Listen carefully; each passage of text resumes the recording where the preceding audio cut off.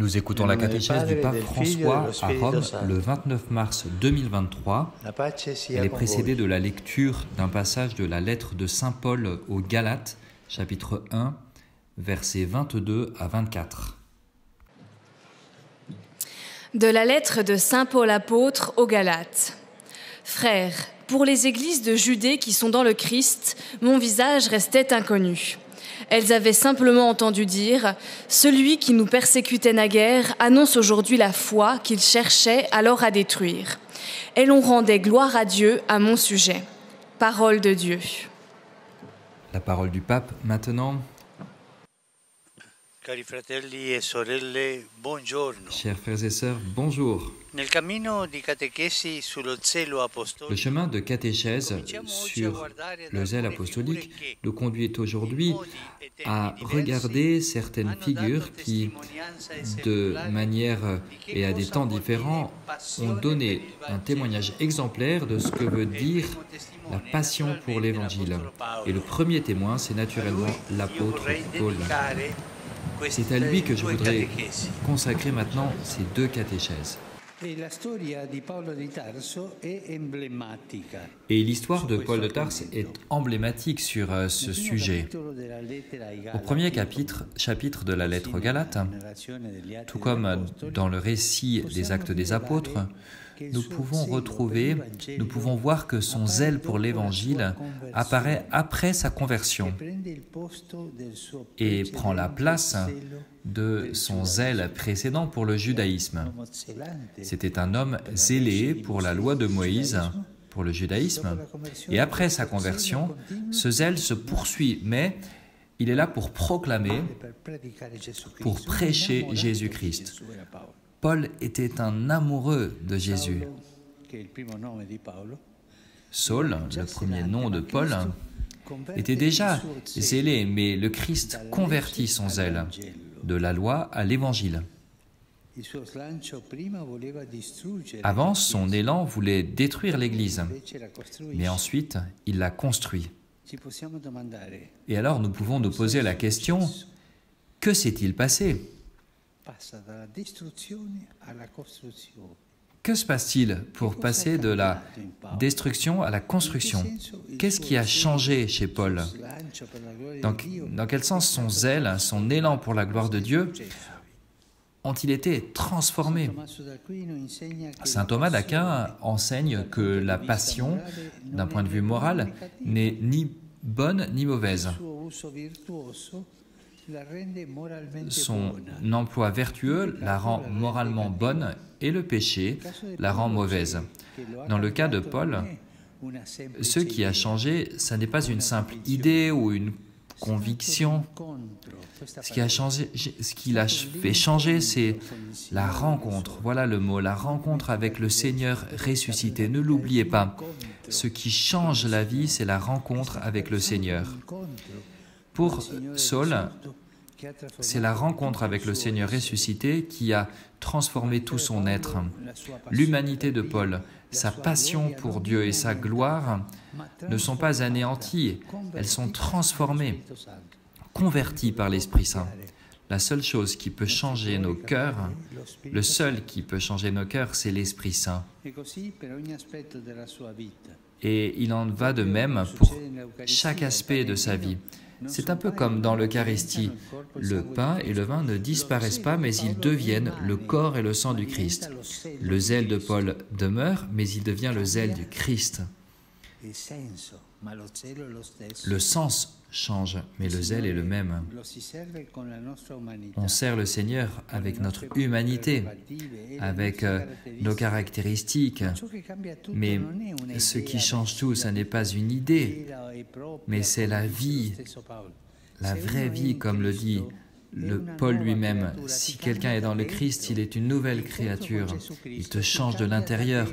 La rencontre avec le Christ te change de l'intérieur. Il fait de toi une autre personne. Les choses anciennes sont passées, poursuit saint Paul, de nouvelles sont nées. Si on est dans le Christ, on est une nouvelle créature. Voilà ce que c'est que d'être une nouvelle créature. Devenir chrétien, Ça n'est pas mettre un peu de maquillage qui va changer ton visage, non. Si tu es chrétien, cela te change le cœur. Mais si tu es chrétien en apparence, alors non, ça ne va pas. Des chrétiens de maquillage, non, ça ne va pas. Le vrai changement, c'est le changement du cœur. Et voilà ce qui est arrivé à Paul. La passion pour l'Évangile n'est pas une question de compréhension ou d'étude. Tu peux faire toutes les études de théologie que tu veux, la Bible, et devenir athée ou mondain. Ça n'est pas une question d'étude. Dans l'histoire, il y a eu beaucoup de théologiens athées. C'est important d'étudier, bien sûr, mais ça n'est pas ça qui engendre une nouvelle vie de grâce. Se convertir, cela veut dire plutôt de parcourir, reparcourir l'histoire de chute et de relèvement de Paul. Lui qui a été transfiguré dans son élan apostolique. Comme dit Ignace, ce n'est pas de beaucoup savoir qui te change, mais ce qui te change, c'est ce qui se passe à l'intérieur, c'est de sentir, de goûter. Pensons à chacun d'entre nous. Je suis religieux, c'est bien. Je prie, oui, d'accord. J'essaye d'observer les commandements, oui. Mais... oui, d'accord, mais où est Jésus dans ta vie? Ah non, mais je fais les choses que demande l'Église. Oui, mais Jésus, où est-il? Est-ce que tu as rencontré Jésus? Est-ce que tu as parlé avec Jésus?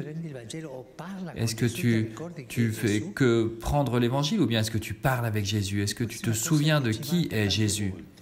Et c'est une chose qui nous manque si souvent. Un christianisme, je ne dis pas sans Jésus, mais avec un Jésus abstrait. Mais non. Comment Jésus est-il entré dans ta vie comme il est entré dans la vie de Paul? Alors, Jésus a tout changé. Nous avons souvent entendu des commentaires sur les personnes, mais regarde, celui-là, il était vraiment mauvais et maintenant il est devenu un homme bon, une femme bonne. Qui l'a changé? C'est Jésus, il a rencontré Jésus. Ta vie est-elle chrétienne? A-t-elle changé? Oui, plus ou moins. Non. Si Jésus n'est pas entré dans ta vie n'a pas changé. Tu peux être chrétien de l'extérieur uniquement. Mais c'est Jésus qui doit entrer. Et voilà le changement qui est arrivé à Paul. Il a trouvé Jésus. Il a rencontré Jésus. Et voilà pourquoi il disait que l'amour du Christ nous pousse, nous fait aller de l'avant. Et c'est le même changement qui est arrivé aux autres saints. Et quand ils ont rencontré Jésus, ils vont de l'avant. Nous pouvons faire une autre réflexion sur le changement qui se produit chez Paul, qui de persécuteur devient un apôtre du Christ. Nous remarquons qu'en lui s'est vérifié une espèce de paradoxe. En effet, jusqu'à ce qu'il se considère juste devant Dieu, alors il se sent autorisé à persécuter, à arrêter et même à tuer, comme dans le cas d'Étienne, Stéphane. Mais quand, éclairé par le Seigneur ressuscité, il découvre qu'il a été un blasphémateur et un violent, voilà ce qu'il dit lui-même, « J'ai été un blasphémateur et un violent », alors il commence à être vraiment capable d'aimer. Et voilà la route. Si l'un d'entre nous dit « Ah oui, merci Seigneur, parce que je suis une personne bonne, je fais des choses bonnes, je ne fais pas des grands péchés »,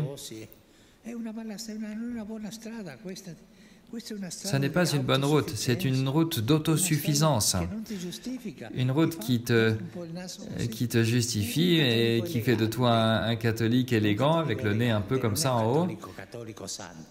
Mais un catholique élégant n'est pas un catholique saint, il n'est qu'élégant. Le vrai catholique, le vrai chrétien, c'est celui qui reçoit Jésus en lui-même, Jésus qui change ton cœur.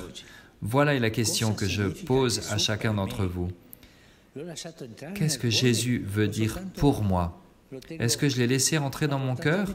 Ou est-ce que je ne fais que l'avoir à la portée de ma main, mais sans qu'il vienne en moi-même? Est-ce que je me suis laissé transformer par lui? Ou Jésus n'est-il qu'une idée, une théologie qui avance un peu? Et voilà le zèle. Quand quelqu'un rencontre Jésus, il ressent le feu et comme Paul, il doit prêcher Jésus, il doit parler de Jésus, il doit aider les gens, il doit faire des bonnes choses. Quand quelqu'un n'a fait que trouver l'idée de Jésus, alors il reste un idéologue du christianisme, mais cela ne sauve pas. Seul Jésus sauve. Si tu l'as rencontré, si tu lui as ouvert la porte de ton cœur. L'idée de Jésus ne te justifie pas, ne te sauve pas. Que le Seigneur nous aide à rencontrer Jésus, à le trouver, à le rencontrer. Et que ce Jésus change de l'intérieur, te change la vie et nous aide à aider les autres. Merci.